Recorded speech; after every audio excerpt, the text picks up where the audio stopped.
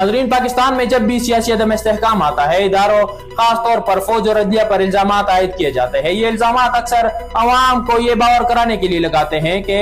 फौज या अदलिया ने इनके खिलाफ साजिश की है, मगर सवाल ये है कि जब ये सियासतदान खुद हुकूमत में होते हैं तो ये इल्जाम क्यों नजर नहीं आते, ये लोग क्यों नजर नहीं आते। बिल्कुल इसी तरह नवाज शरीफ ने अपनी हुकूमत खत्म होने के बाद फौज और अदलिया पर इल्जाम आयद किए कि उनकी हुकूमत को गिराने में इनका किरदार था, लेकिन 2013 से 2018 तक नवाज शरीफ की हुकूमत के दौरान इन इदारों की खामियां इन्हें क्यों नजर नहीं आई, ये बहुत बड़ा सवाल है। इसी तरह इमरान खान ने भी अपनी हुकूमत खत्म होने के बाद इदारों पर इल्जामात लगाए और कि उनके खिलाफ साजिश की गई। इमरान खान की हुकूमत को अदम एतमाद की तहरीक के जरिए खत्म किया गया, हटाया गया, मगर इसके बावजूद उन्होंने भी फौज और अदलिया पर इल्जामात आयद किए। पाकिस्तान में हुकूमती अदवार के दौरान इदारों पर इल्जाम